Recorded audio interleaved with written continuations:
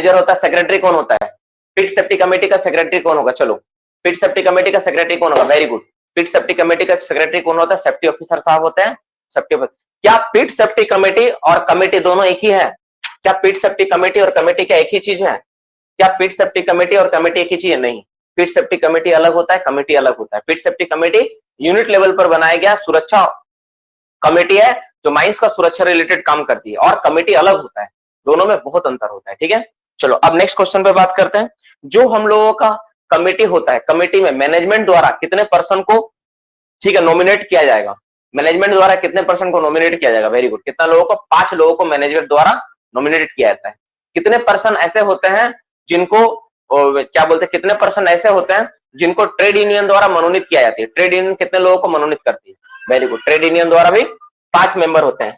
पिट safety committee का जो meeting होता है वो कितने अंतराल पे किया जाना चाहिए? पीएससी का मीटिंग कितने अंतराल पर होता है? तो वंस इन 30 डेज होता है। कमेटी में रहा हुआ मेंबर जिनको सेलेक्ट किया गया है उनका कार्यकाल कितने साल के लिए होता है? कमेटी में मेंबर्स का कार्यकाल कितने साल के लिए होता है? तो 2 साल के लिए उनका कार्यकाल होता है। 2 साल तक हमको कार्यकाल के रूप में रखते हैं। पिट सेफ्टी कमेटी के बारे में ये सारा चीज बेसिक बातें रही। पिट सेफ्टी कमेटी ऐसा होता है। पिट सेफ्टी कमेटी कितने मेंबर्स पे बनाना चाहिए? कितना मेंबर्स पे बनाना अनिवार्य है? कितने मेंबर पे बनेगा पिट सेफ्टी कमेटी? तो क्या होगा? More than 100%। ठीक है, कितने परसेंट बनेगा वो? मोर देन 100% बनेगा। चलो अब हम लोग बात करते हैं मोर देन 100% पे होता है।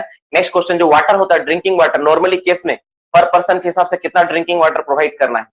नॉर्मली केस में पर पर्सन के हिसाब से कितना ड्रिंकिंग वाटर प्रोवाइड करना होता है? तो 2 लीटर प्रति व्यक्ति के हिसाब से हम लोग ड्रिंकिंग वाटर को प्रोवाइड करते हैं। कितना डिग्री टेम्परेचर होने पे 3 लीटर ड्रिंकिंग वाटर प्रोवाइड करेंगे? सिकंदर तुम सुना नहीं, तुमको बार बार मैं बोल रहा हूँ, नाम की आईडी लगा लो बाबू। लगाए नहीं हो क्लास से रिमूव हो जाओगे। हर एक बच्चा क्लास में नाम के पहले आईडी नंबर लगाए। 30 डिग्री सेंटीग्रेड से अगर ज्यादा वेट बल्ब टेम्परेचर होगा तो हम लोग क्या करेंगे, वहां पे ड्रिंकिंग वाटर 3 लीटर का व्यवस्था करना पड़ेगा प्रत्येक व्यक्ति पे। सरफेस पे या ओपन कास्ट पे कितना व्यक्ति होने पे हम लोग को जो पानी है वो ठंडा करके प्रोवाइड करना है?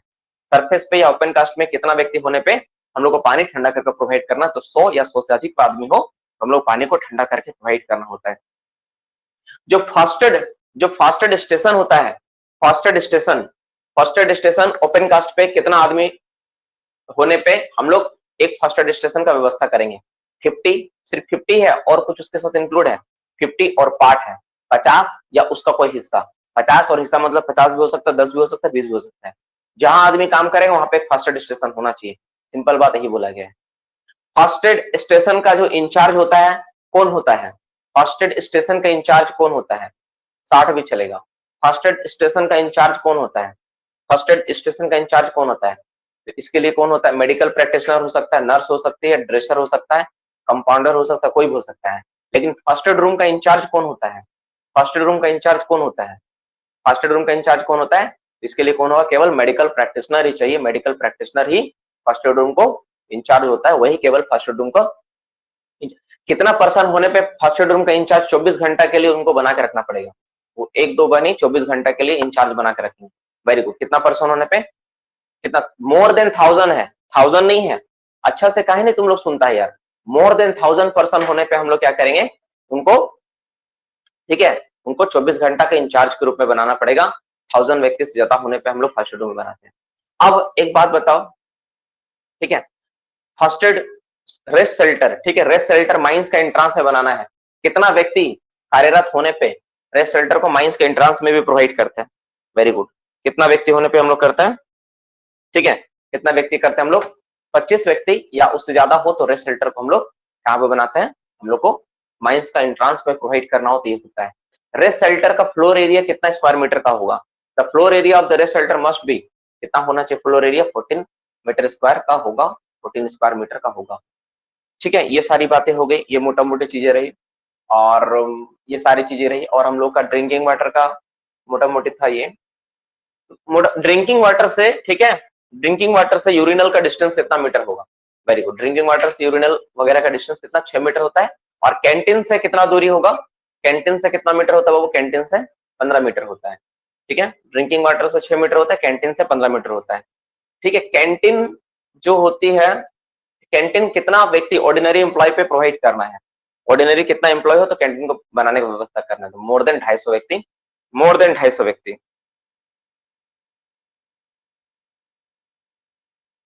ठीक है, मोर देन 250 व्यक्ति पे कैंटीन का व्यवस्था करना है, कैंटीन प्रोवाइड करना है। तो मोटा मोटी हम लोग का डिस्कशन इतना ही रहने देते हैं, क्योंकि आज का टॉपिक पढ़ना है, ऑलरेडी समय बहुत ज्यादा हो चुका है। हम लोग अपना टॉपिक पे फोकस करेंगे, टॉपिक को स्टार्ट करेंगे, अपना क्लास इस पे करेंगे, ठीक है। तो आज का क्लास मेनली किस चीज के ऊपर है, आज हम लोग किसके ऊपर क्लास करने वाले हैं, तो आज का टॉपिक वर्कमैन इंस्पेक्टर के ऊपर है। क्या है नहीं, इस पे थोड़ा सा बात करूंगा, थोड़ा इस टॉपिक को समझाऊंगा, ठीक है। मेरी जो सोच है, मैं जो सोचता हूँ इस टॉपिक को लेके, उसके बारे में अपना इसको राय देते हुए मैं अपना क्लास को स्टार्ट करता हूँ, ठीक है। अपना हेडिंग दे दो वर्कमैन इंस्पेक्टर।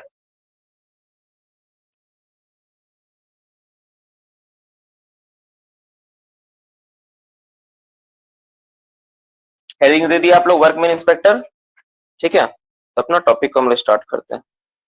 तो 60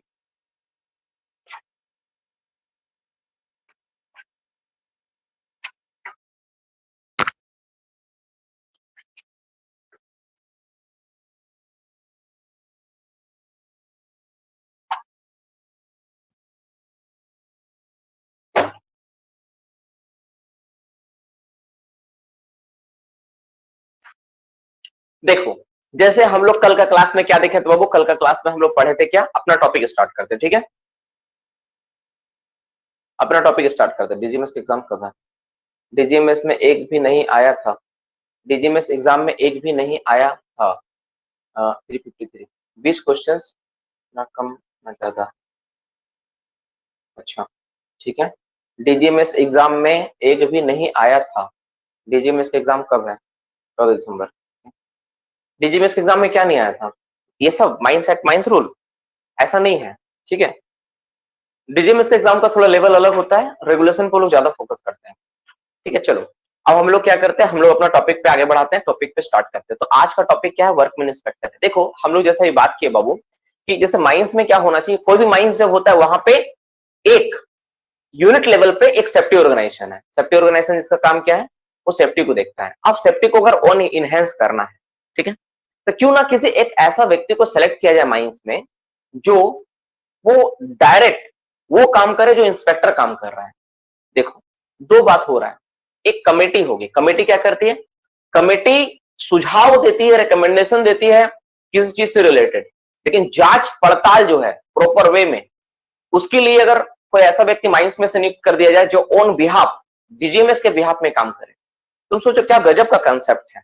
ऐसे एक चीज मैं बताऊं, जैसे हम तुमको बोले कि एक गांव में क्या आ रहा है ना, एक पुलिस चौकी है, गांव में क्या पुलिस चौकी है, तो पुलिस चौकी है एक, जैसे मैं एक उदाहरण देता हूँ, इस उदाहरण से तुमको समझ में आ जाएगा कि सोच क्या है, किया क्या जा रहा है, ठीक है।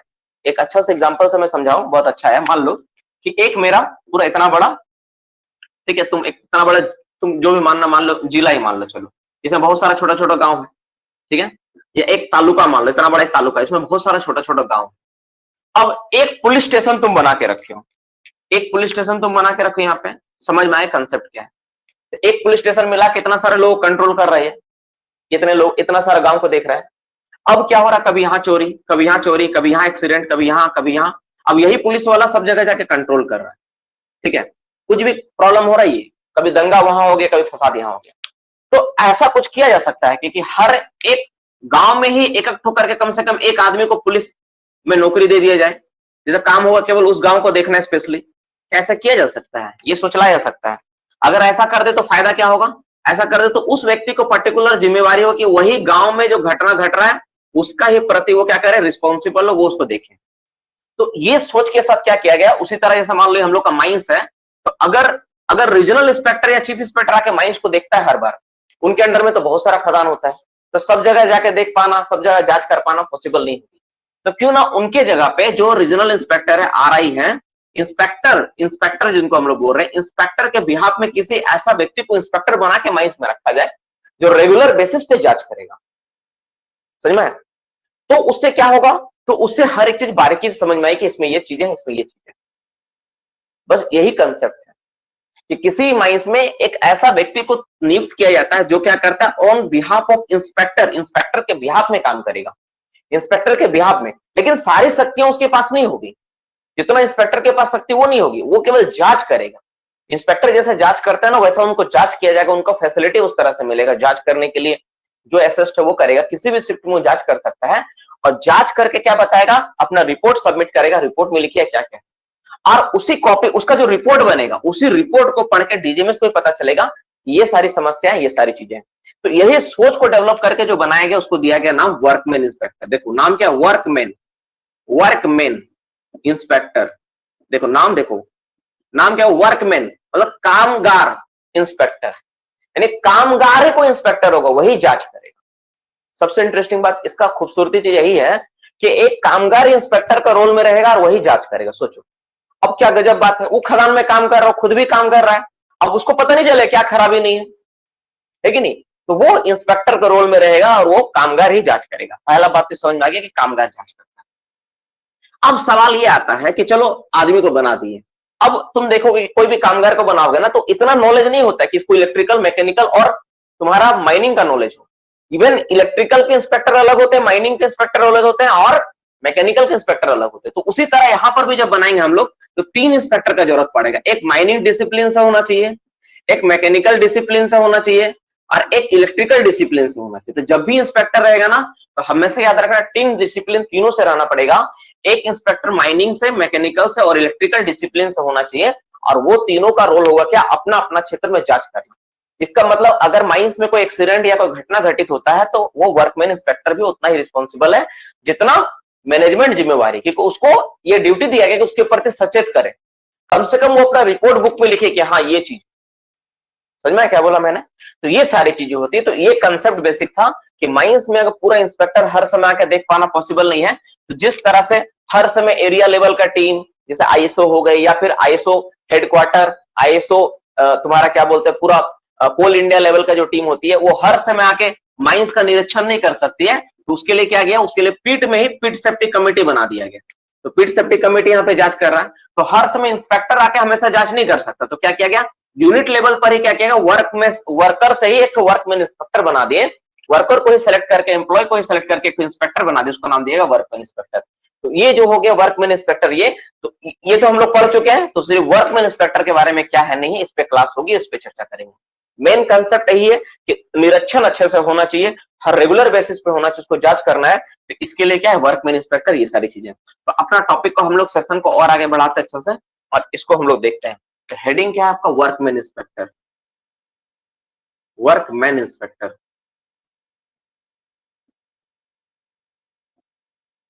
ठीक है, तो वर्कमैन इंस्पेक्टर क्या होता है, इससे रिलेटेड क्या है नहीं है, इसके जो प्रावधान है नहीं है, कानून क्या है, सारी चीजों को हम लोग पढ़ेंगे, करके देखेंगे, सारी चीजों को जानेंगे। ठीक है, WI को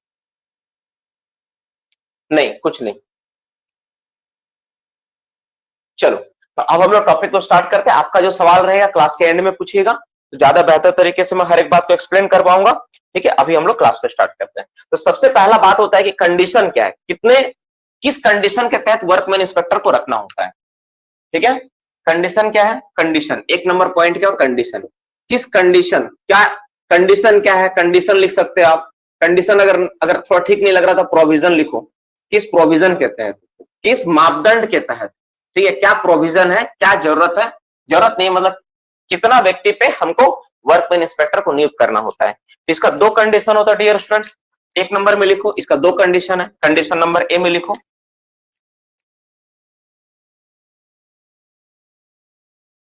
पहला नंबर में लिखो, पहला नंबर में लिखो, लिखो पहला नंबर में लिखो, 2 कंडीशन है, 500 और मोर ऑर्डिनरी एम्प्लॉयड। ठीक है, कितना पे, 500 और मोर। ठीक है, ऑर्डिनरी एम्प्लॉय हो, एम्प्लॉय, तब हमको क्या करना है, तो हमको वर्कमैन इंस्पेक्टर रखना है। कितना वर्कमैन इंस्पेक्टर रखना है, 3। तो हमको कितना रखना होगा, 3 WI रखना होगा, 3 WI। 500 या उससे ज्यादा अगर होगा तो मेरा 3 WI रहेगा। सिंपल बात, पहला कंसेप्ट ये है। पहले ये बेसिक बात को पहले दिमाग में बैठाओ।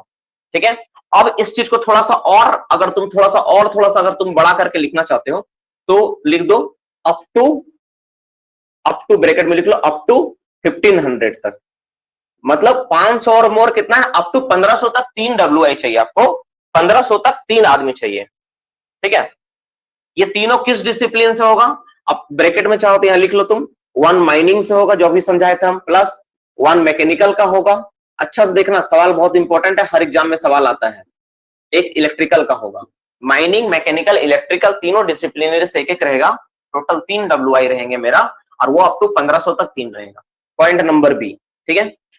दूसरा पॉइंट क्या बोलता है, ये अगर in case of mechanized OCP, in case of mechanized OCP, ये सर्कुलर में है, ठीक है, मैकेनाइज्ड ओपन कास्ट, ये बात याद रखना बाबू, सर्कुलर है, कुछ कुछ बुक में एचपी सोनी वगैरह में आपको मिलेगा इसका डेटा, और कहीं नहीं मिलेगा। In case of mechanized OCP, ठीक है, ठीक है, 100% ऑर्डिनरी एम्प्लॉयड, 100% ऑर्डिनरी एम्प्लॉयड। अगर आपका मैकेनाइज्ड ओसीपी में एम्प्लॉयड, अगर आपका मैकेनाइज्ड ओसीपी में, ठीक है, 100 आदमी अगर कार्यरत है, तो हमको फिर से 3 WI रखना पड़ेगा, एक दो नहीं, अगेन 3 WI रखना पड़ेगा। तो कितना रखना पड़ेगा, अगेन 3, कितना रखना पड़ेगा, 3 WI रखना पड़ेगा। 3 WI फिर से वही कौन कौन सा होगा, एक माइनिंग से होगा, ठीक है, माइनिंग के होंगे, एक मैकेनिकल के होंगे, ठीक है, और एक क्या होंगे, 1 इलेक्ट्रिकल के होंगे, ठीक है। ये 3 WI आपको फिर से रखना पड़ेगा, माइनिंग का, मैकेनिकल का और इलेक्ट्रिकल का, इस तरह से 3 WI फिर से रखना पड़ेगा। ये हो गया। अब एक सवाल आता है जो कैलकुलेशन का पार्ट होता है, ठीक है, एक WI बढ़ेगा, किस केस में बढ़ता है, किस तरह से WI बढ़ता है, उसके बारे में जिक्र है, उसके बारे में एक न्यूमेरिकल जैसा हम लोग समझेंगे। कभी भी एग्जाम में सवाल रहेगा तब इसको सॉर्ट आउट कर पाओगे जो मैं समझा रहा हूं, ठीक है। एक WI, 1 WI, ठीक है, इंक्रीज्ड फ्रॉम माइनिंग ऑलवेज। जैसे एक सवाल है कि सर यहां पे तो सर आप लिख रहे 1500 तक, 1500 ज्यादा होगा तो क्या होगा, बिल्कुल बहुत सारा माइंस में 1500 ज्यादा मेन पावर है, तब क्या होगा, increased always from mining discipline, from mining. देखो जब भी WI बढ़ेगा ना, तो हमेशा कहां से बढ़ेगा, माइनिंग से बढ़ेगा। एक एक करके बढ़ाना है, किस केस में बढ़ाएंगे, कितना केस में बढ़ाएंगे, फॉर एवरी, ठीक है, किस केस में बढ़ाते हैं हम लोग, व्हेन नंबर ऑफ एम्प्लॉय, ठीक है, इंक्रीज 1000 और part, when number of employ increase 1000 और पार्ट, किस केस में बढ़ाएंगे हम लोग, व्हेन, लिखो, व्हेन नंबर्स ऑफ एम्प्लॉय, ठीक है, इंक्रीज 1000 और पार्ट। पार्ट का मतलब क्या हो गया, पार्ट का मतलब ये हो गया बाबू, पार्ट का मतलब तुम लिखना चाहो ब्रैकेट में तो 1 से लेके 999 तक को पार्ट बोला गया है। एक आदमी हो या 1 से लेके 999 हो, कुछ भी आदमी बढ़े तो आपको एक एक करके बढ़ाना है। तो अगर इसको हम लोग मैथमेटिकली टर्म में देखें, अगर मैथमेटिकली एक्सप्रेस करना चाहे तो मतलब क्या निकल रहा, मतलब निकल रहा आपका 500 से आप स्टार्ट करो, अब 1500 तक आपका वर्कमैन इंस्पेक्टर कितना रहेगा, 3 रहेगा, 3 WI चाहिए आपको, 3 WI चाहिए। उसमें से, ठीक है, अगर हम डिवाइड करें, जैसे एक माइनिंग में लिखूं, कॉमा, एक में मैकेनिकल लिखूं, ठीक है, और एक में अगर इलेक्ट्रिकल लिखूं, तो किससे कितना होगा, किससे कितना व्यक्ति होगा, देखो ध्यान से समझ में आएगा। तो माइनिंग से इसमें होगा 1, मैकेनिकल से 1 और इलेक्ट्रिकल से 1 रहेगा। अगर हम लोग मान लो कंडीशन नंबर बी, अगर मान लो मेरा 1501 हो गया, 1501 आदमी हो गया, कितना तक, अप टू 1000 तक, कितना तक, 1000 और पार्ट मतलब 1000 तक, तो 1000 मतलब कितना हो गया, 2500, 2500 तक मेरा कितना आदमी चाहिए, तो 4 WI चाहिए, जिसमें से जब भी बढ़ेगा तो किस में से बढ़ेगा, तो 1 WI always increased always from mining, mining से बढ़ेगा। तो किसमें बढ़ेगा, तो माइनिंग का टोटल कितना हो जाएगा, 2 हो जाएगा, मैकेनिकल का 1 ही रहेगा, इलेक्ट्रिकल का 1 रहेगा। नेक्स्ट कंडीशन पे अगर हम लोग जाते हैं, इसके बाद फिर से अगर तीसरा सी नंबर देखते हैं, अगर मान लो मेरा 2501 आदमी है, से अगर हम 3500 तक लें तो कितना आदमी होगा, तो टोटल 5 WI चाहिए इस केस में। अब इसमें माइनिंग का कितना रहेगा, फिर एक माइनिंग से बढ़ेगा, 3, मैकेनिकल का 1, इलेक्ट्रिकल का 1 ही रहेगा। इसी तरह अगर हम लोग बढ़ाते बढ़ाते जितना भी जाए, मतलब डॉट डॉट करते हुए अगर हम एक डेटा तक पहुंच जाते, मान लो एक डेटा, मान लो डी में भी तुम अगर करना चाहते करो, तो तुम अगर मान लो 3501 से लेके, ठीक है, 4500 तक अगर तुम देखोगे, तो तुम्हारा कितना चाहिए भाई, तो 6 WI चाहिए। इसमें माइनिंग का चाहिए 4, मैकेनिकल का 1, इलेक्ट्रिकल का 1, इस तरह से आपको चाहिए। अब तुम्हारा जो भी फिगर है तुम वहां से निकालो, तुम आसानी से तुम समझ सकते हो कि तुम्हारा क्या है, ठीक है। तुम्हारा समझने के लिए बहुत आसानी से ये है, ये डेटा आप इसको आसानी से समझ सकते हो कि क्या डेटा के बारे में चर्चा करें, क्या नहीं हो रहा है। आप हमेशा इस डिजिट को देखोगे, आपको समझ में आ जाएगा। जैसे यहाँ पे 1 है तो 1 माइनिंग से, 2 है तो 2 माइनिंग से, 3 है तो 3 माइनिंग से, 4 है तो 4 माइनिंग से, ठीक है। कोई भी डेटा रहेगा किसके विचार आप उसको आसानी से समझ सकते हो। मैं एक यहाँ हिंट दे रहा हूँ, समझदार बच्चा समझने का प्रयास करना, मैं क्या बोल रहा हूँ, बस एक लाइन ही बोलूंगा, आप समझ जाना। देखो यहाँ पे 4 है, ये 4 यहाँ लिखा हुआ माइनिंग से, 3 है तो 3 माइनिंग से, 2 है तो 2 माइनिंग से, 1 माइनिंग से। मतलब इसका मतलब हो गया, अगर मैं आपको बोलूं कि किसी माइंस में 6,500 से, ठीक है, 6,500 तो होगा नहीं, 6,501 से लेके 7,500 तक कितना माइनिंग से रहेगा, तो 7 रहेगा, क्योंकि 7,500 फिगर है।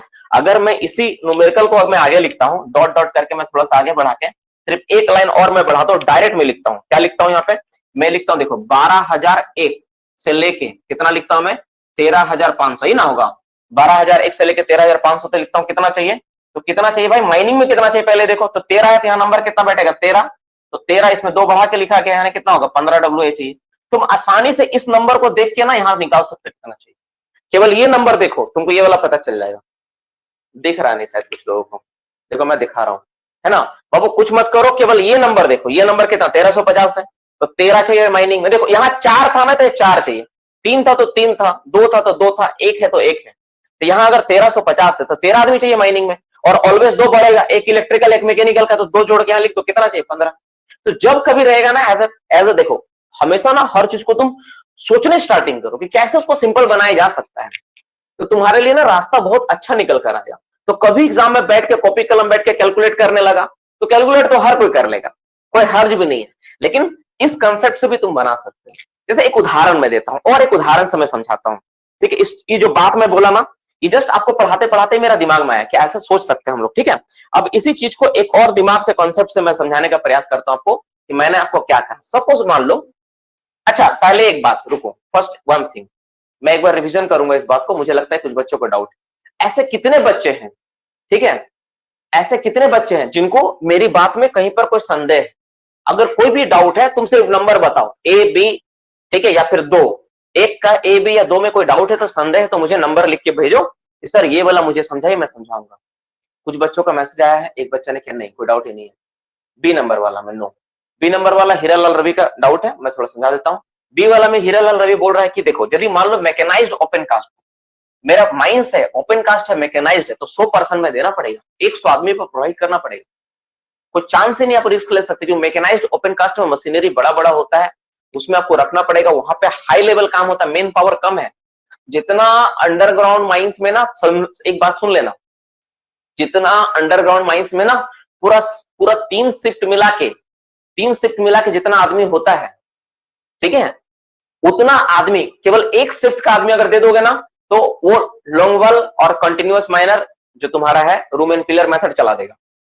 रूम एंड पिलर और लॉन्गवल चलाने के लिए आदमी चाहिए नहीं, एकदम एक शिफ्ट का आदमी सफिशियंट होता है चलाने के लिए। मतलब अगर 400 आदमी थे, 100 आदमी मिलकर रूम एंड पिलर लॉन्गवल चला सकते। उसी तरह मैकेनाइज ओपन कास्ट माइंस को चलाने के लिए ना केवल ऑपरेटर चाहिए आपको, डंपर ऑपरेटर, सोवेल ऑपरेटर, तो आदमी कहां मिलेगा, मुश्किल से क्या जो डंपर है 8 गो होगा, तो 8 तिया 24, 3 गो सोवेल होगा, 3 तिया 9, सबको मिला जुला कर जोड़ोगे ना तो 100 आदमी निकलेगा। तो 100 के केस में उतना बड़ा माइंस इतना हाई लेवल प्रोडक्शन कर रहा था, क्या डब्ल्यूआई नहीं देंगे, उसी के लिए नियम बना दिया 100 आदमी पे डब्ल्यूआई बनाओ। 500 आदमी तो पॉसिबल ही नहीं कभी वहां पहुंचेगा, इतना मेन पावर का जरूरत नहीं मैकेनाइज्ड ओपन कास्ट में। प्राइवेट हो तो जरूरत ही नहीं पड़ेगा, गवर्नमेंट है तो जरूरत पड़ भी सकता है, प्राइवेट में देखा आदमी को 2-2 शिफ्ट पे काम करवा लेता है ओवर टाइम के नाम पे। तो ये सब फायदा मिलता है, ये सब चीजें होती है किस चीज से रिलेटेड, इन सारी चीजों के बेसिस पे हम लोग का क्या निर्धारित होता है, हम लोग को तुम्हारा तुमको समझ में आ गया, इन सारी चीजों पे हम लोग का ये होता है। अब हम लोग टॉपिक को चीजों को और आगे बढ़ाते हैं, ठीक है। अरे रुमाल कहाँ चला गया,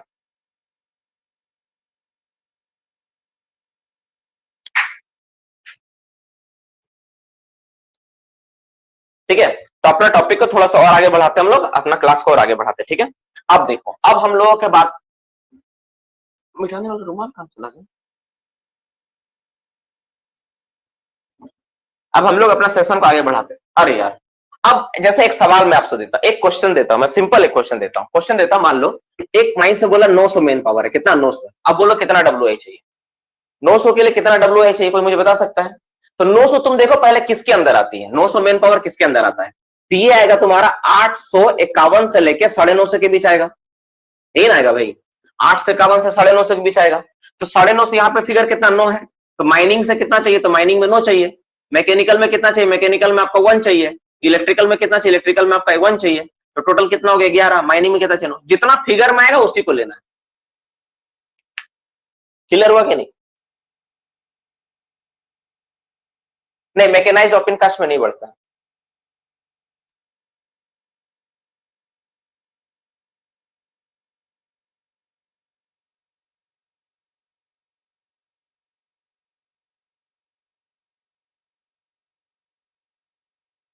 नहीं, ये वाला नहीं होगा, ये सॉरी माफ करना, यहाँ पे क्या होगा पता है, यहाँ पे होगा तुम्हारा 8,000, ठीक है 8,091 होगा, माफ करना यहाँ पे 900 नहीं होगा, यहाँ पे मैंने गलत लिखा, सॉरी डेटा मैंने गलत दिया, मान लो 9,000 व्यक्ति है तो किस पर आएगा ये 8,501 से स्टार्ट करके ये 9,500 तक आएगा, है ना, 9,500 तक आएगा, तब जाकर ये होगा आपका 9 व्यक्ति। तो कितना चाहिए आपको, 9 चाहिए माइनिंग से, 1 इलेक्ट्रिकल से, 1 मैकेनिकल से, एक जीरो कम था, अब सही है, एक जीरो कम था, हाँ सॉरी, ये 9,000 व्यक्ति होगा तो ऐसा हुआ। तो कोई भी व्यक्ति का संख्या दे आप उस तरह से आसानी से कैलकुलेट कर सकते हो, केवल डिजिट देके किसके बीच आ रहा।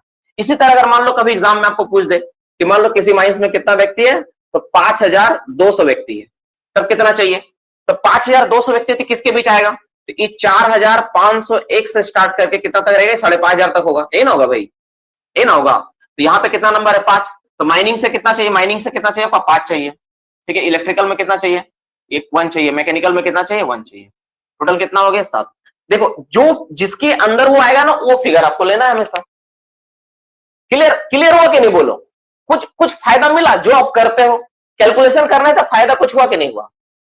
4,800 रहे तब 4,800 रहे तो भी तो इसी में अंदर आएगा ना, 4,800 होगा तो भी तो इसी के अंदर आएगा, वो इसी नंबर इसी डिजिट के अंदर आएगा। पहले ये बनाना पड़ेगा कि किसके अंदर वो आता है, तो वो इसके अंदर आएगा, तो इसमें नंबर क्या है 5 है तो 5 वाला लेंगे, ठीक है। ये बहुत फायदा वाला चीज है, आप कभी भी इसमें गलत नहीं करोगे, प्लस फास्ट आप सोच पाओगे। एग्जाम में जो जिसके पास टाइम कम रहता है ना, तो ये सारे कॉन्सेप्ट्स आप आसानी से सोच पाओगे बाबू, तो ये सारी चीजें होती है। चलो तो ये मोटा मोटी दूसरा चीज मिला, दूसरा चीज हम लोग क्लास का पार्ट देखें। अब हम लोग टॉपिक को और थोड़ा आगे बढ़ाते हैं, क्लासेस को और आगे बढ़ाते हैं, नेक्स्ट क्वेश्चन पे आते हैं।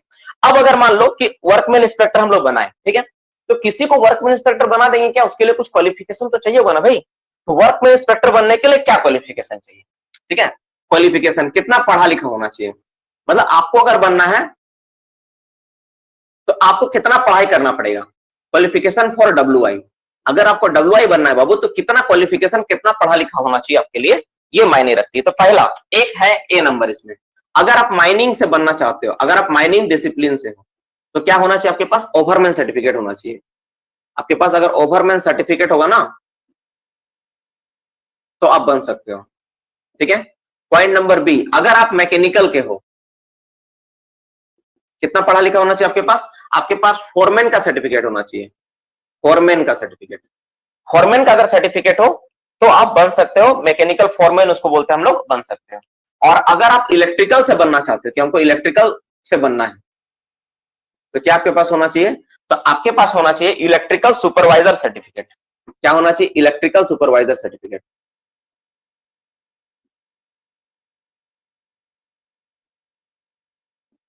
सुपरवाइजर सर्टिफिकेट,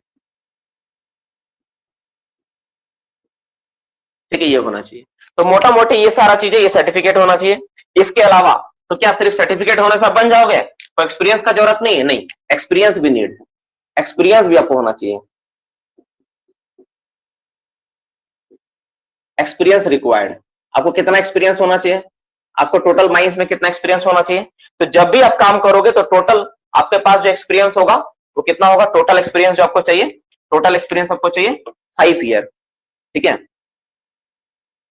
नॉट, देखो नॉट लेस देन 5 ईयर, ठीक है, 5 year experience required, experience required. अब मान लो कोई दूसरा माइंस में काम करके आया है,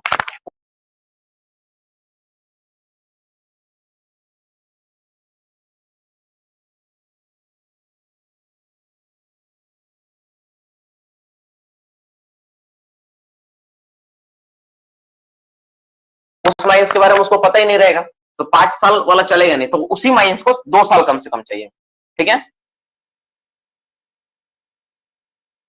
देखो including 2 year in same mine. देखो मतलब उसी माइंस में 2 साल मिलाकर टोटल 5 साल होना चाहिए। जिस माइंस में आपको WI बनाया गया उसी माइंस का 2 साल का एक्सपीरियंस होना चाहिए कम से कम, और टोटल 5 साल का एक्सपीरियंस होना चाहिए, तब आपको एज ए WI का पद मिल सकता है। तो आप उस माइंस में, उस खदान में जाके WI का भूमिका निभा सकते हो, वर्कमैन इंस्पेक्टर के रूप में आप काम कर सकते हो। तो मोटा मोटी अभी तक हम लोग क्या क्या सीखे, हम लोग क्या क्या जाने, हम लोग जाने कि कोई भी माइंस जिसमें 500 से ज्यादा व्यक्ति होता है, कामगार होते हैं, तो हमको एज ए WI के रूप में एक व्यक्ति को नियुक्त करना होता है जो जो इंस्पेक्टर के बिहाफ में काम करेगा। ठीक है, पहला।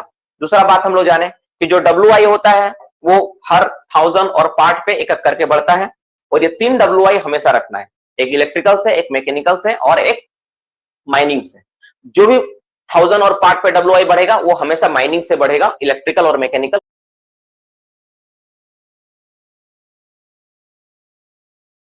किसी भी हाल में नहीं बढ़ेगा।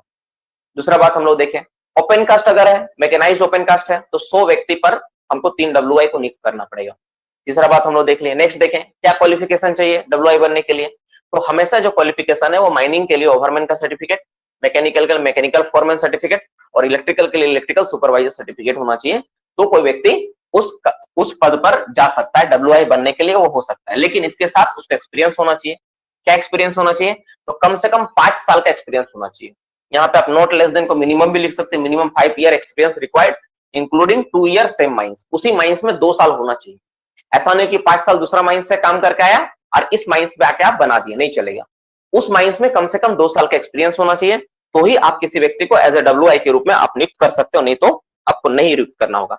अब अगर मान लो किसी को आप WI बना दिए, तो WI बनने के बाद आप इंस्पेक्टर बना रहे हो, आप किसी को, तुम एक बात बताओ, किसी को कॉलेज खलासी भी बनाओगे, उसको ट्रेनिंग दोगे कि नहीं? ट्रेनिंग पढ़ाओगे, ट्रेनिंग दोगे तब ना कॉलेज। वाइंडिंग ऑपरेटर बनाया तुम, किसी को पंप खलासी बताया, तो उसको बताना होगा नहीं कि भाई तू ऐसे काम करेगा, तू ऐसे काम करेगा, कोई स्टडी कोई ट्रेनिंग देना पड़ेगी नहीं। तो जब कोई WI बनेगा ना, तो WI के नियुक्त करने के बाद उसको ट्रेनिंग देना पड़ेगा, है ना? तो ट्रेनिंग देना पड़ेगा, ठीक है, ओरिएंट कुछ क्लास देना पड़ेगा, कुछ लेक्चर, कुछ ट्रेनिंग देना पड़ेगा, जिसको हम लोग बोलते हैं ओरिएंटेशन ट्रेनिंग। क्या नाम है उसका? Orientation training. क्या बोलते हैं बाबू हम लोग उसको? ओरिएंटेशन ट्रेनिंग, ORIEN,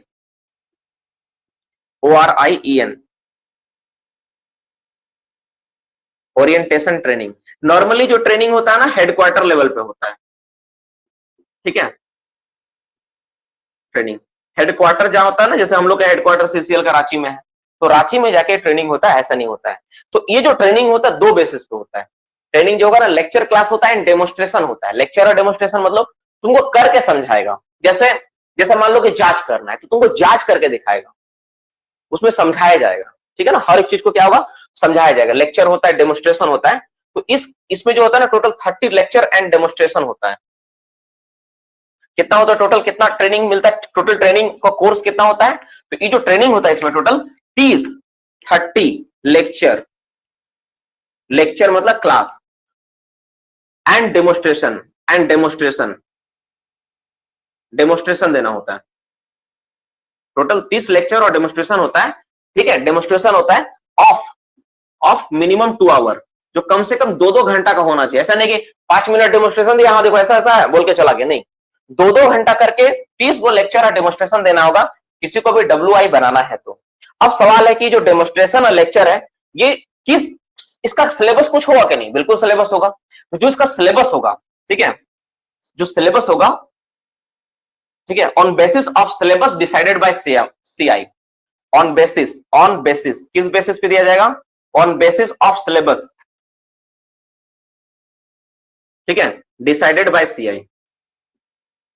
CI, तो जो भी मेरा होगा ना, वो जो आप उसको लेक्चर दोगे, जो भी ओरिएंटेशन ट्रेनिंग होगा, जिस सिलेबस को पढ़ा रहे हो, वो सिलेबस पहले से डिसाइड किया हुआ रहेगा। चीफ इंस्पेक्टर साहब, chief inspector of the mines जो है ना, CIM है, वो डिसाइड कर देंगे कि हाँ ये सिलेबस पे ही लेक्चर देना है और ये टॉपिक पर डेमोन्स्ट्रेशन देना है, उसी पे होगा। और कितना होगा? 30 लेक्चर होगा, जो 2-2 घंटा करके चलेगा कम से कम। तो इस तरह से देना है, इस तरह से क्लासेस होगी। तो मोटा मोटी बात देखो, यहाँ पे हम लोग इस जितना भी बोर्ड में लिखा है इसमें हम लोग क्या सीखे? हम लोग देखें कि WI अगर किसी को बनना है, किसी को अगर WI के पद पर आपको नियुक्त करना है, तो WI के रूप में नियुक्त करने के लिए उसके लिए आपको क्या क्या प्रोवाइड करना होगा, क्या क्या सुविधाएं देनी होगी।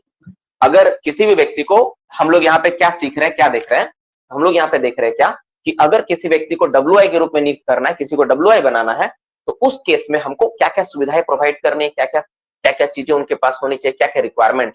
तो सबसे पहला बात है क्वालिफिकेशन होना चाहिए, एक्सपीरियंस होना चाहिए और कुछ ट्रेनिंग होना चाहिए। तो क्वालिफिकेशन में क्या होना चाहिए? अगर कोई माइनिंग डिसिप्लिनरी से है तो उसके पास ओवरमैन का सर्टिफिकेट होना चाहिए। अगर कोई मैकेनिकल से है तो मैकेनिकल फोरमैन का सर्टिफिकेट होना चाहिए। यहाँ पे एक वर्ड मिसिंग तुम बोल सकते हो, यहाँ पे मैकेनिकल वर्ड जोड़ दो तो ज्यादा अच्छा रहेगा, खूबसूरत लगने लगे ना। मैकेनिकल फॉरमैन का सर्टिफिकेट होना चाहिए, इलेक्ट्रिकल का है तो इलेक्ट्रिकल सुपरवाइजर का सर्टिफिकेट होना चाहिए। एक्सपीरियंस उसको चाहिए, कितना एक्सपीरियंस चाहिए, तो नॉट लेस देन बोलो, या फिर इसको और अच्छा से अगर लिखना चाहते हो मिनिमम भी लिख सकते हैं ना, मिनिमम या नॉट लेस देन। मिनिमम कितना चाहिए, 5 साल का एक्सपीरियंस चाहिए, ठीक है, इंक्लूडिंग 2 ईयर सेम माइंस, उसी खदान में 2 साल को मिलाकर टोटल 5 साल चाहिए। अब उसको ट्रेनिंग देना है तो ट्रेनिंग कितना होगा, 30 लेक्चर एंड डेमोस्ट्रेशन का ट्रेनिंग होगा, जो कितना घंटा तक चलेगा, 2-2 घंटा तक चलेगा। और जिसका सिलेबस कौन डिसाइड करता है, चीफ इंस्पेक्टर द्वारा डिसाइड सिलेबस के आधार पे उनको ट्रेनिंग दिया जाएगा कि हाँ ये है। क्यों, क्योंकि इंस्पेक्टर है ना वो, तो उनका जो ट्रेनिंग, उनका जो नॉलेज, उनका एक्सपीरियंस, तीनों चीजें मायने रखती है, नहीं तो वो उस पद पे वो कार्य कर ही नहीं पाएगा, उस तरह से वो काम कर ही नहीं पाएगा, ठीक है। अब ये मोटा मोटी कुछ बात हो गया। अब एक सवाल यहाँ पे, एक और लाइन आता है, इतना चीज जो हम लोग देख ही रहे, तो इसको अपॉइंट क्या करता है, अपॉइंट कौन करता है, ठीक है, किसके द्वारा अपॉइंटमेंट होता है, ठीक है। तो आप में से कितने बच्चे जो इसका आंसर दे पाएंगे कि हाँ सर इसके द्वारा इनको अपॉइंट किया जाएगा, कितने बच्चे ऐसे हैं जो इसका आंसर कर पाएंगे, जरा मैं देखूं किनके द्वारा डब्ल्यूआई को अपॉइंट किया जाता है, देखते हैं कौन क्या आंसर मारता है।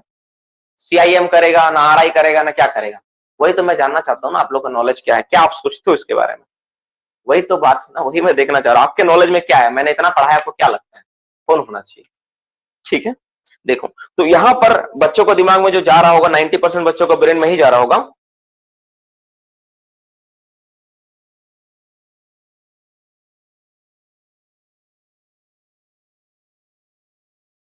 ठीक है।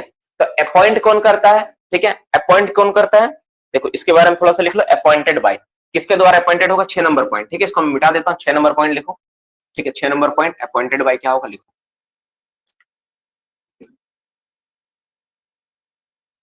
6 नंबर पॉइंट किसके द्वारा, देखो अपॉइंटेड यहां नहीं बोलेंगे, अपॉइंटेड मतलब नौकरी देना होता है ना, अपॉइंटेड वर्ड सही नहीं होगा यहाँ पे, यहाँ पे जो अप्रोप्रिएट वर्ड आना चाहिए मेरे हिसाब से क्या आना चाहिए पता है,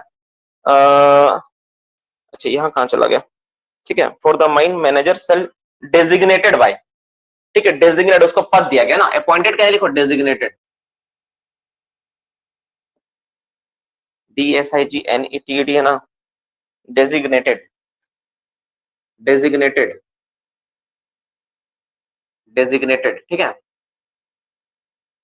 बाय, मतलब किसका बारे में बात कर रहे हैं हम लोग, बात करें छठा number point, WI designated by, यानी WI किसके द्वारा, वो जो पद है दिया जाता है, कौन देता है, ठीक है। तो नॉर्मली इसको देता है, तुम लोग के मन में 90 कुछ कुछ बच्चों को मैं चाह रहा हूं कि ये चूंकि CI और RI का काम कर रहा है, तो CI RI द्वारा होता नहीं, ये होता ना, देखो WI डेजिग्नेटेड, देखो डेजिग्नेटेड बाय किसके द्वारा, बाय, तो ये सबसे इंटरेस्टिंग बात है, बाय ऑनर स्लैश एजेंट और मैनेजर, ऑनर एजेंट या फिर मैनेजर द्वारा इसको पद दिया जाता है, ठीक है, ठीक है, ठीक है, with consolation with the registered trade union, with लिखो विथ कंसलेशन, कंसल्टेशन, कंसल्टेशन होगा, कंसल्टेशन, ठीक है, with consultation, consultation, with consultation with registered trade union, registered trade union इस बात पे कोई मान्यता देता नहीं है, मतलब रजिस्टर्ड ट्रेड यूनियन का भी सहमति होना चाहिए कि ये WI रहेगा, ठीक है। तो वो क्यों, क्योंकि देखो ये WI किसके भी हाथ में काम कर रहा है, ये WI भी कहीं ना कहीं सेफ्टी और वर्कर के हेल्थ से रिलेटेड काम कर रहा है, तो जहां पर वर्कर का सेफ्टी और हेल्थ होगा वहां पर ट्रेड यूनियन को आना ही पड़ेगा, तो रजिस्टर्ड ट्रेड यूनियन से रिलेटेड ये, हम लोग को लगता है कि ट्रेड यूनियन का माइंस में क्या काम है, बाबू माइंस में ट्रेड यूनियन का रोल बहुत बड़ा है, एक्ट में प्रावधान, सब जगह प्रावधान ट्रेड यूनियन के बारे में दिया गया है, तो उसके बिना हम लोग कोई चीज को नहीं कर सकते, ट्रेड यूनियन एक बहुत बड़ा पार्ट है माइंस का, ठीक है। अब हम लोग देखें कि आप डेजिग्नेट कर दिए, क्वालिफिकेशन देख लिए, लेक्चर दे दिए, ट्रेनिंग दे दिए, अब उसको क्या किया, डेजिग्नेटेड, उसको पद मिल गया, वो पद पर आके कार्यरत हो गया, ठीक है, ये बात देखिए। इसके अलावा अब क्या है, अब उसका काम है, ठीक है, अब वो काम करेगा अपना, तो अब हम लोग नेक्स्ट टॉपिक पे बात करते हैं, वर्किंग, ठीक है, वर्किंग, वर्क, ठीक है, working day of WI, working, working लिखो, वर्क लिखो, जो लिखना लिखो, ठीक है, वर्क, वर्क ऑफ WI, काम से रिलेटेड हम लोग चर्चा करेंगे, काम से रिलेटेड हम लोग सारा चीज देखेंगे, ठीक है। वर्कमैन इंस्पेक्टर, काम से रिलेटेड। तो मोटा मोटी यहां तक सारा चीज आपको क्लियर हो गया होगा, कोई इशू नहीं है यहां तक। Very very simple simple points से मैं समझाया हूं। है तो रूल पढ़ोगे तो थोड़ा टफ ही लगेगा आपको, लेकिन मैंने इतना अच्छा से ऑर्गेनाइज करके नोट्स बना के आपको प्रोवाइड करवा दिया कि आप कभी भी पढ़ोगे ना, एग्जाम के समय पढ़ो, कोई भी कितना भी स्ट्रेस में पढ़ोगे ना, तुमको दिक्कत नहीं होगा। बहुत साधारण से तुमको समझ में आ गया होगा कि क्या है नहीं है। ठीक है, तो अब काम देख लेते हैं, काम कैसा होता नहीं होता है। अब देखो इनका काम क्या होता है। सबसे पहले क्या करेंगे वो, work as a WI for 2 days in a week. WI ऐसा नहीं है कि WI तुम बना दिया तो हमेशा WI के रूप में काम करना, नहीं। उनको एक नियम दिया गया, क्या बोला गया, WI में वर्क, WI में work, work as a WI, as a WI, WI के रूप में काम करेगा। ठीक है, कब काम करेगा, तो 2 days इन ए वीक, 2 दिन, इन अ वीक, एक सप्ताह में 2 दिन WI के रूप में काम करेगा, पहला। तो बाकी दिनों क्या करेगा, रिमेनिंग डे क्या करेगा, नॉर्मल ड्यूटी करेगा। ठीक है, रिमेनिंग डे जो बचा, remaining day normal duty, perform remaining day he perform normal duty. He और सी जो भी लिखना लिखो, अभी तो सी भी आ जाएगा। ही और she perform normal duty, normal duty. ठीक है, ही और सी परफॉर्म नॉर्मल ड्यूटी। ठीक है, बी नंबर। अब बी नंबर पे बात करते हैं। WN I can inspect any time. WI का खास बात क्या क्या कर सकता हो, WI can inspect any time, उसको कोई भी टाइम में जाके वो जांच कर सकता है, सिंपल बात है। सेकंड शिफ्ट हो, नाइट शिफ्ट हो, फर्स्ट शिफ्ट हो, जब मन करे वो जाके जांच कर सकता है, कोई भी शिफ्ट में लेके अपना काम को देख सकता है कि हाँ ये शिफ्ट में क्या चल रहा नहीं चल रहा। ऐसा नहीं कि केवल फर्स्ट शिफ्ट में, सेकंड और नाइट में भी जाके वो देख सकता है कि सारा नियम कानून ठीक से पालन हो रहा है कि नहीं। ये होता है नॉर्मली। ठीक है, अब बात करते हैं कि जो अब मान लो देखा हो, जांच किया, ठीक है, तो अपना रिपोर्ट लिखेगा। ठीक है, तो रिपोर्ट किस में लिखेगा, ठीक है, रिपोर्ट किस में लिखेगा, he write his report। अच्छा, report and action taken, next 8वां नंबर पॉइंट बना देता, ज्यादा अच्छा लगेगा। रिपोर्ट एंड एक्शन टेकन, अब मान लो देखा जांच किया, तो क्या उसका रिपोर्ट बनेगा, report and action taken.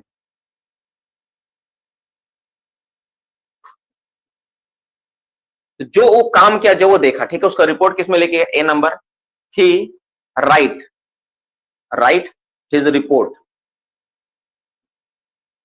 In form, किसमें लिखेगा वो, तो हम लोग इसको बहुत अच्छा से याद किए, सबको याद अभी तक, फॉर्म यू में लिखेगा। ठीक है, फॉर्म यू में अपना रिपोर्ट लिखता। अब भी नंबर, रिपोर्ट लिखने के बाद क्या करेगा, मैनेजमेंट को सूचित करेगा।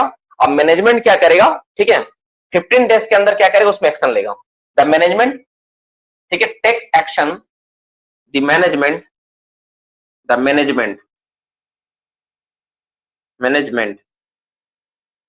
टेक एक्शन,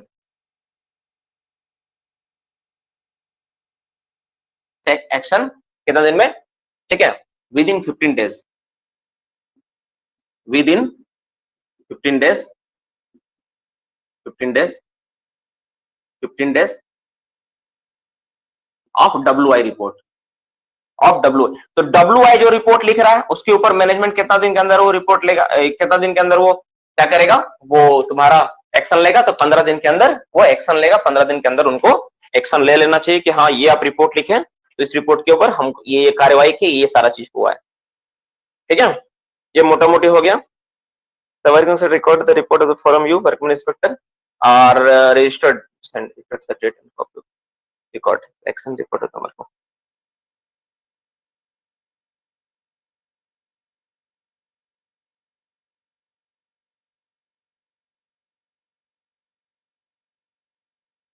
देखो अगर मान लो कि अब यहाँ पे एक केस बनता है, ठीक है, अगर मान लो जो एक्शन लेना है, ठीक है, अगर मान लो कोई डिस्प्यूट हो गया, तो डिसीजन में, मतलब डिसीजन क्या है, डिसीजन समझ में नहीं आ रहा कि क्या लेना चाहिए। WI कुछ बोल रहा है और मैनेजमेंट कुछ बोल रहा है, मतलब ओनर एजेंट मैनेजर बोल रहा है कि नहीं ये नहीं होना चाहिए, और WI बोल रहा नहीं यही होगा, आपको ऐसा ही चलाना पड़ेगा। तो ओपिनियन में डिफरेंस आ गया। तो उस केस में कि अगर कोई डिस्प्यूट होता है, ठीक है, इफ एनी डिस्प्यूट, तो क्या होगा, एक सी नंबर कंडीशन लिखो, if any dispute in decision,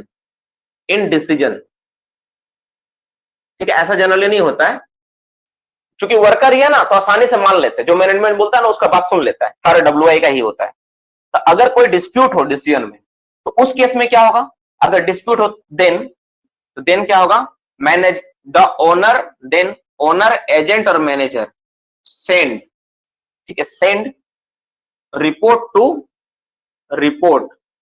to CI और RI, send report to CI और आरआई फॉर फाइनल डिसीजन। तो अगर कोई मान लो किस तरह कोई डिस्टर्बेंस आ रहा डिसीजन लेने में, तो फाइनल डिसीजन किसके पास भेजेगा, तो जरूरत नहीं है, डब्ल्यूआई नहीं भेजेगा, ओनर एजेंट मैनेजर को भेजना पड़ेगा, उनका ही ड्यूटी में कि वही भेजे, जाके वही बताए कि देखिए डब्ल्यूआई आपका बात नहीं सुन रहा, उनका ही, उन्हीं को बोल दिया कि जाओ तुम ही बताओ, डब्ल्यूआई सब नहीं भेजा भेजी करेगा, वही भेजेगा। तो अपना रिपोर्ट बना के भेजेंगे कि इस पे क्या निर्णय होना चाहिए, ये बात नहीं मान रहा, ऐसा करके ये है। तो अब मोटा मोटी डब्ल्यूआई से रिलेटेड जो भी था सारा चीज हम लोग देखें, सारा चीज का पार्ट ये था। इसके साथ एक छोटा सा क्वेश्चन छूट गया है, इतना सब चीज हम लोग पढ़े, तो डब्ल्यूआई का जो कार्यकाल होगा उसका भी देखना पड़ेगा ना, कितना साल तक वो कार्य कर सकता है। यहां तक सिंपल है कि नहीं, यहां तक कोई सवाल तो नहीं है आप लोग का मन में कि वर्कमैन इंस्पेक्टर 2 दिन नॉर्मल वर्क करता है, बाकी दिन वो नॉर्मल 2 दिन एज ए डब्ल्यूआई काम करे, बाकी दिन नॉर्मल काम करे, किसी समय इंस्पेक्शन करेगा। अपना रिपोर्ट को यू में लिखेगा, 15 दिन में एक्शन टेकन होना चाहिए, अगर कोई कॉन्फ्लिक्ट है तो डिसीजन के लिए ओनर एजेंट मैनेजर आरआई या सीआई के पास भेजेगा। बहुत सिंपल तरीका से मैं समझा रहा हूं चैप्टर को, बहुत ऑर्गेनाइज वे में, है ना बाबू। अब इसमें एक चीज लास्ट टॉपिक जो है इसका टेन्यूर है ना, कोई भी डब्ल्यूआई का टेन्यूर एक होता है, कार्यकाल होता है, कितना दिन तक वो कार्य कर सकता है। Tenure of WI, TNUR, tenure of WI, WI का कार्यकाल कितना समय का होगा, कितना दिन तक वो काम कर सकता है, ठीक है। तो किसी भी डब्ल्यूआई को मिनिमम 3 साल तक, मिनिमम 3 ईयर तक रखा जा सकता है, ठीक है। 3 साल तक, एक बार अगर चयन हो गया तो 3 साल तक रखना पड़ेगा, ठीक है। और वन पर्सन नॉमिनेटेड, ये तो इलेक्शन नहीं हो रहा, तो नॉमिनेशन से हो रहा, तो नॉमिनेटेड, ठीक है, only for 2 times, only for 2 times, 2 बार के लिए डब्ल्यूआई के रूप में चुना जा सकता, उससे ज्यादा नहीं। मतलब कोई भी आदमी अगर हो, उसका किस्मत बहुत अच्छा है तो मैक्सिमम वो 6 साल के लिए डब्ल्यूआई के रूप में वो रह सकता है, 6 साल से उसको ज्यादा मौका मिलेगा नहीं, 6 साल तक ये सारा चीज रहता है, ठीक है। तो ये समझ में आया क्या था यहाँ पे, 7 क्या लिखे हैं, रिपीट अगेन, 7 में work of WI, work of workman inspector, workman inspector का काम करने का तरीका क्या उसके बारे में। तो डब्ल्यूआई में work as a WI 2 days in a week, 2 दिन सप्ताह में एज ए डब्ल्यूआई काम करेगा। रिमेनिंग डे ही और she perform normal duty, remaining day WI लिख लो, remaining day WI perform normal duty, बाकी दिन नॉर्मल ड्यूटी परफॉर्म करेगा। WI can inspect any time, किसी भी समय जाके वो माइंस में जांच कर सकता है, ठीक है। और वो उसके जांच करने के लिए ना सारा का सारा चीज जो है वो फैसिलिटी आपको कौन प्रोवाइड करेगा, वो सारा फैसिलिटी मैनेजमेंट को देना पड़ेगा। If any dispute in the decision, ठीक है, अगर कोई डिस्प्यूट है डिसीजन में, दोनों के डिसीजन में, तो क्या होगा, then owner agent manager send report to CI और आरआई, तब सीआई और आरआई के पास भेजेंगे फॉर फाइनल डिसीजन के लिए। यहाँ पे अंतिम निर्णय जो है आप ही बताइए। 9 नंबर में बोला है टेन्योर, जो कार्यकाल है कितना समय तक होगा, TENURE का ही मिटा दिया हम, टेन्योर कितना होगा, तो मिनिमम 3 साल के लिए होगा, 3 साल तक कोई व्यक्ति को डब्ल्यूआई के रूप में कार्य पे रखा जा सकता है, एक बार चुनने के बाद, और एक पर्सन को 2 बार इस तरह से डब्ल्यूआई बनाया जा सकता है। तो ये मोटा मोटी बात था, ठीक है। सर रिमेनिंग डेज क्या काम करेगा, जो उसका पद है, जैसे ओवरमैन है, शिफ्ट का इंचार्ज ही करेगा, जो भी काम है वो बाकी दिन करेगा। सर अभी आप लिखाए हैं नॉमिनेटेड और ऊपर में डेजिग्नेटेड, नॉमिनेटेड और डेजिग्नेटेड में कोई अंतर नहीं होता, नॉमिनेटेड को ही डेजिग्नेटेड बोलता है। 2 चीज होती है, देखो ध्यान से, इस तरह से 2 पद होता है, एक नॉमिनेटेड होता है, एक इलेक्टेड होता है, एक नॉमिनेटेड होता है और एक इलेक्टेड होता है। नॉमिनेटेड को ही डेजिग्नेटेड बोलते हैं, नॉमिनेटेड का ही पर्यायवाची शब्द है डेजिग्नेटेड, लेकिन इलेक्टेड का पर्यायवाची शब्द नहीं, समझ में आया। तो नॉमिनेटेड बोलो या डेजिग्नेटेड बोलो, दोनों का मतलब सेम होता है। इलेक्टेड बोलते तो अलग हो जाता, कौन कौन सा प्लेस का इंस्पेक्शन करेगा, माइंस का हर एक भाग का इंस्पेक्शन कर सकता है। डब्ल्यूआई को सैलरी एक्स्ट्रा मिलेगा क्या, नहीं, डब्ल्यूआई को कोई एक्स्ट्रा सैलरी नहीं मिलती है, बस वो तो 2 दिन काम उसको अलग से दिया गया है, तो वो तो 2 दिन तो डब्ल्यूआई का ही काम कर रहा है, ठीक है। डिप्यूटी के कंडीशन में ओनर मैनेजमेंट कितने दिन के अंदर सीआई आरआई को रिपोर्ट भेजेगा, नॉर्मली डिप्यूट करने का क्या डिस्प्यूट के कंडीशन में, ऐसा कुछ नहीं है, ऐसा कोई टाइम फ्रेम इसमें नहीं दिया हुआ है क्या इतना दिन के अंदर डिस्प्यूट में इतना दिन के अंदर रिपोर्ट भेजेगा, ऐसा कुछ नहीं लिखा हुआ है, मेंशन नहीं है यहाँ पे, ठीक है, ऐसा कुछ नहीं, मतलब 15 से 30 दिन के अंदर होना चाहिए, लेकिन ऐसा कोई रिपोर्ट नहीं है, ठीक है, ऐसा कोई नहीं है इसमें इन्फॉर्मेशन। और क्या है सर, एनसीएल में आंसर लिया था ओनली मैनेजर डेजिग्नेटेड करेगा डब्ल्यूआई को, नहीं ऐसा नहीं है।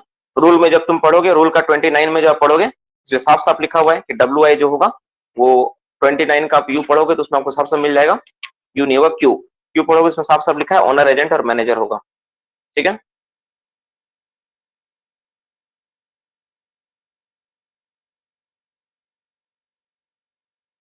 तीनों होगा।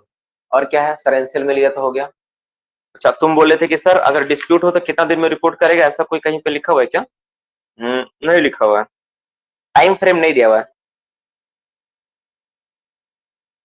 ठीक है, टाइम फ्रेम नहीं है। तो मोटा मोटी ये हो गया, ये हो गया।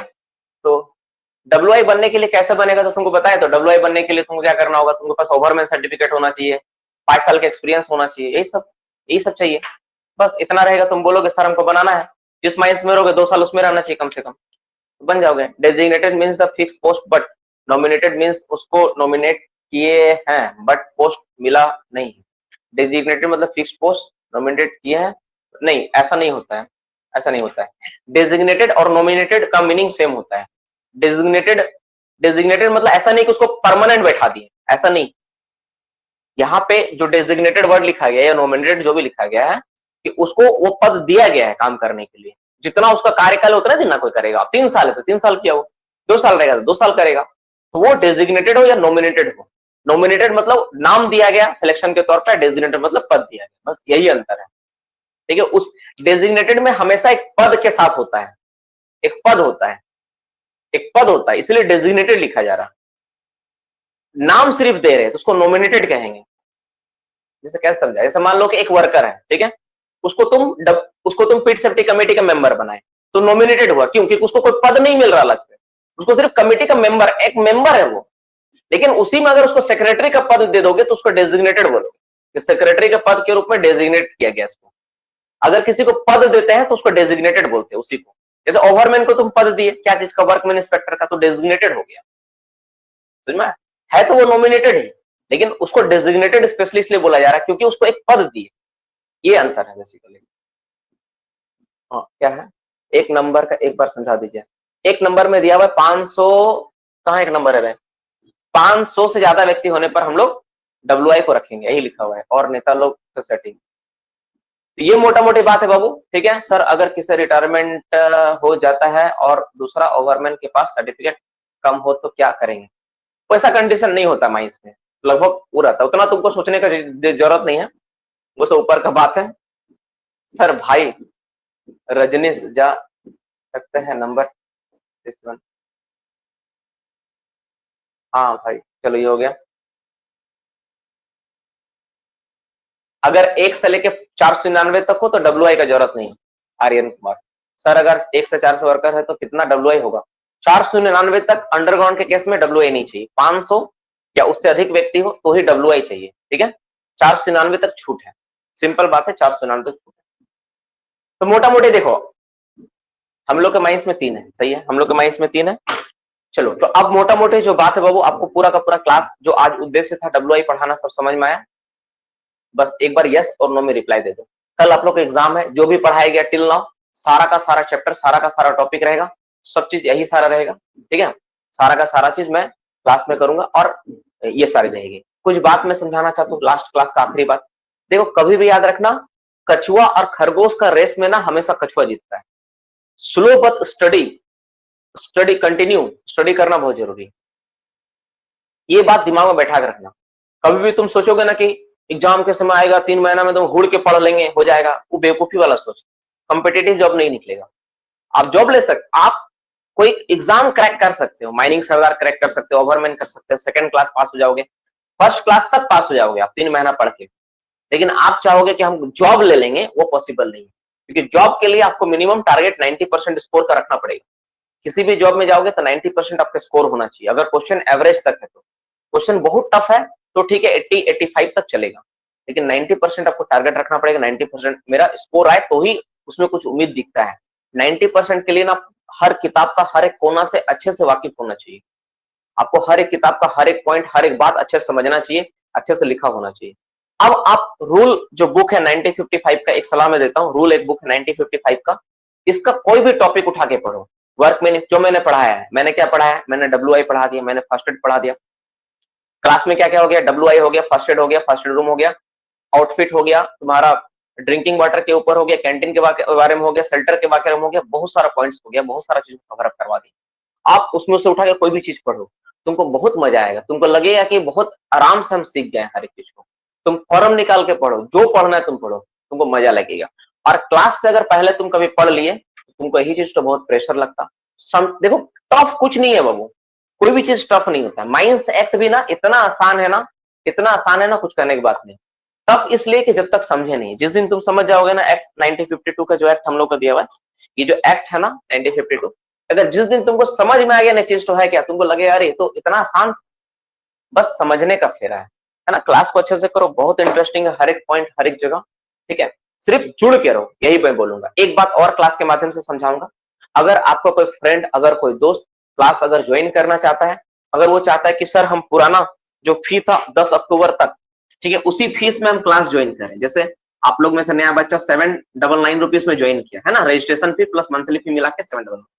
अगर कोई ऐसा जो ज्वाइन करना चाहता है आपके माध्यम से, तो वो आपका भी, एक तो देखो क्लास तो अच्छा होता ही है, तो एक तो आप उसका जीवन में बदलाव ला सकते हो। दूसरा, आप अगर अपना आईडी उसको देते हो, अगर आईडी आपका रेफरेंस लेके वो आता है तो 799 में ही ज्वाइन कर सकता है। जो चार्जेस अभी बढ़कर 899 हो गया है, आने वाला टाइम में चार्ज बढ़कर 999 हो जाएगा।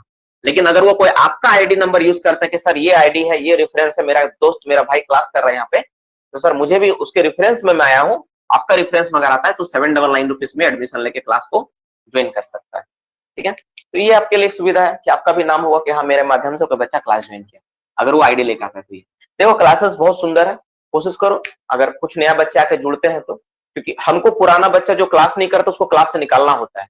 नया बच्चों को पता नहीं है, नए बच्चों को पता होना चाहिए कि अभी तक हम लोग टोटल क्लास से 100 लगभग 123 स्टूडेंट के लगभग निकाले हैं क्लास से। टोटल 4 महीना क्लास में 123 के आसपास स्टूडेंट को निकाल दिया गया है। सबसे अजीब बात यह है, बाकी टीचर्स बुलाते हैं, 123 बच्चा अगर किसी के पास टीचर के पास चला जाए पढ़ने के लिए, तो उतना में तो वो पूरा साल भर पढ़ा देगा। उतना बच्चा को हम लोग निकाल दिए क्लास से। हम लोग का क्लास का ये सबसे अजीब बात है। सोचेगा कोई टीचर तो सोचेगा कैसा कैसा है, सब बुलाता है भगा दे रहा। 123 बच्चा को हम लोग निकाल दिए, जिसमें से 3-4 कारण था, आप लोगों को पता होना चाहिए। नहीं पता है तो क्लास के माध्यम से सुन लो। पहला नंबर, रेगुलर क्लास नहीं करना, क्लास अनदेखा करना, पहला कारण। दूसरा नंबर, आईडी, कुछ बच्चा ऐसे भी थे इसका आईडी भूल था, गलत रजिस्ट्रेशन नंबर से क्लास कर रहे थे, उनको भी निकाल दिया।